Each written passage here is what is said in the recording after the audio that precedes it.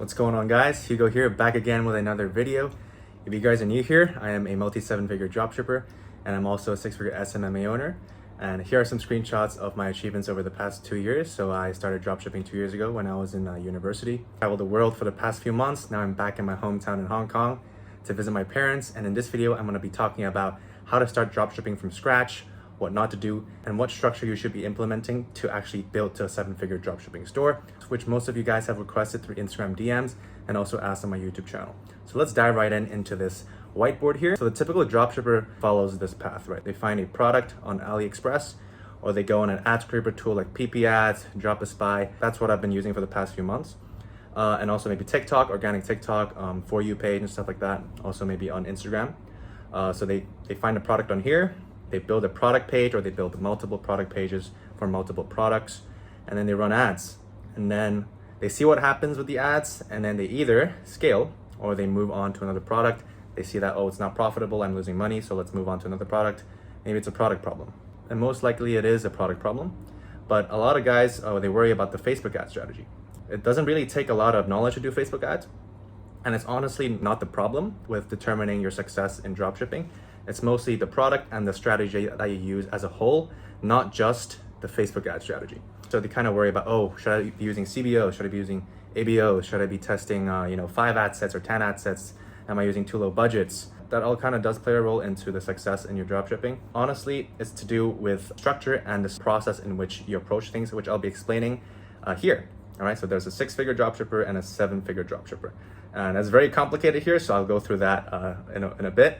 But this model is really great for transitioning, and I usually call this a test model. And I started off here before. My business partner and I have started multiple stores together, and we were, we actually browsed PP ads every single day, and we hired a VA, and we were testing 10 products a day, building out 10 product pages a day.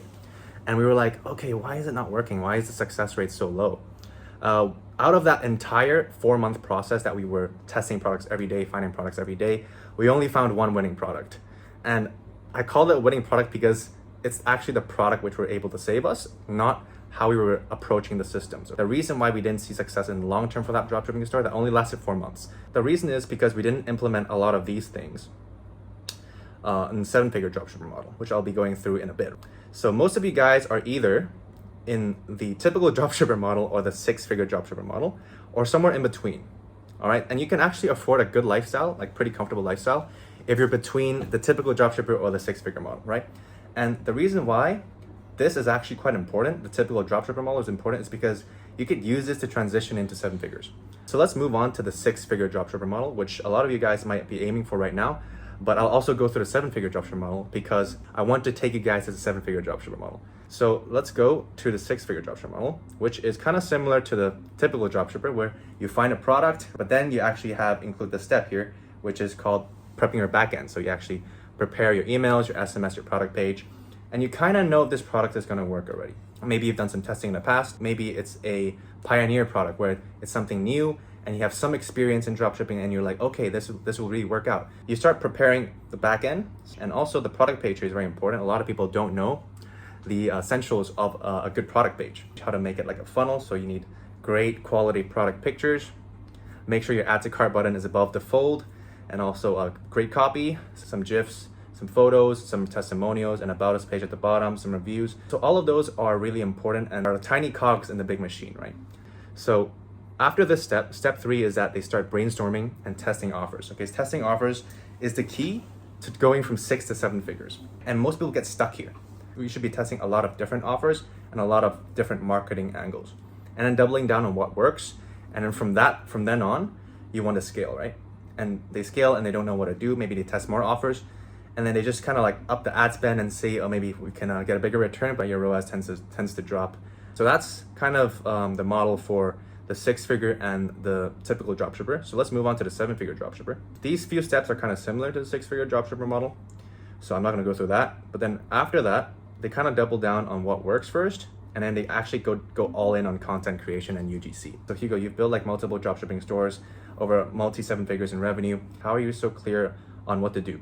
So I've actually worked with brands before as well, and this is what they actually do. So I've actually learned from them as well. I own an SMMA agency.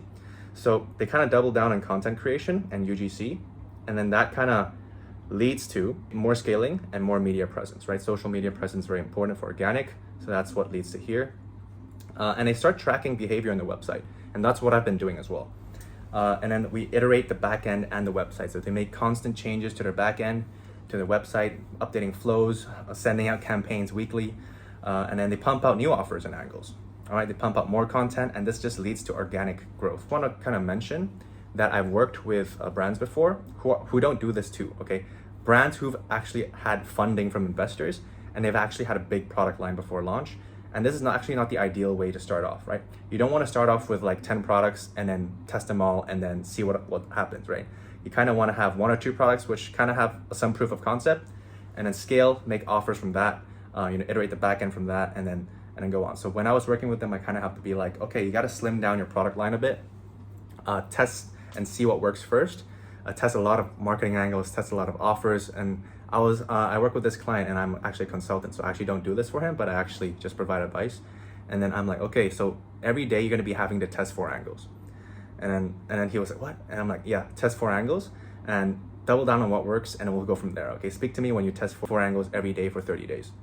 All right, and then that's what I've been doing, and it's actually working out really well right now. The organic TikTok is actually blowing up. But now the organic growth skyrockets, and that leads to more volume, right? And then from more volume, you can actually start to increase price because there's more demand, right? Yeah, so they're testing new offers and angles and pumping out lots of content on a daily basis. And then the organic growth kind of just skyrockets, and that just leads to more orders and more volume. And that's when you guys can actually start increasing your prices slowly. Let's say you start increasing your prices, you can also start sending surveys via Klaviyo to your customers and asking for advice in return for a gift card or free shipping. That's also part of the process of testing offers, seeing what works with customers, what they like and what they don't like about your brand. So the surveys will give you a lot of information about what your customer or your ideal customer is. It allows you to iterate your backend even more and your website even more, because now you have more information about your customer. You can actually prime your website for that ideal customer, and that just leads to increased conversion rates and actually more AOV, right? Higher AOV, and that's when you actually can double down on your apps, like upsell apps and stuff like that, and that will lead to higher LTV, and that's the end goal, guys. The end goal for every dropshipping store or every e-commerce business is high LTV, right? And returning customers, right? So let's go back to the survey part, because that's actually a key component of actually scaling to 7 figures, is actually receiving more information about your customers and what they like about your brand. So after that, that'll allow you to get more information about what products to release, and that will lead to expanded product line. So a lot of businesses just actually release a lot of products at first and then see if their customers like it or not. It's gonna fuck with your SKUs, and then a lot of money lost for no reason. That's what this test model is for, to find proof of concept of your product, right? So release new products after your surveys, and that will like really increase your LTV. And that you can also implement bundles, AOV and LTV skyrockets, and then you can then test more angles, right? More angles, and then that will also lead to more AOVs, because then you can start advertising your bundles online, right? And running ads to your bundles. And then that'll increase to a higher LTV, and then this is just gonna skyrocket over time, right? It's just gonna go up over time. And of course, more surveys means more customer satisfaction and more word of mouth. That leads to more volume, right? And that leads to more tracking and behavior. That leads to more iterating the backend and the website, getting more information about your customers. And of course, it's kind of like a big cycle, so I forgot to add that there. So it's kind of like a big cycle here. So it's all one cycle, this entire thing, right? So this is kind of like the structure of a 7-figure e-commerce business. And hopefully that it wasn't too complicated. I know my art skills weren't too good here, but hopefully you guys could follow. Thank you guys so much for watching this video. If you guys enjoyed, please give me a like and comment down below what you guys want me to cover next. This is a dropshipping video, so if you guys want me to cover an SMMA video in the next video, do let me know down in the comment section below, and subscribe if you haven't already. See you guys in the next video.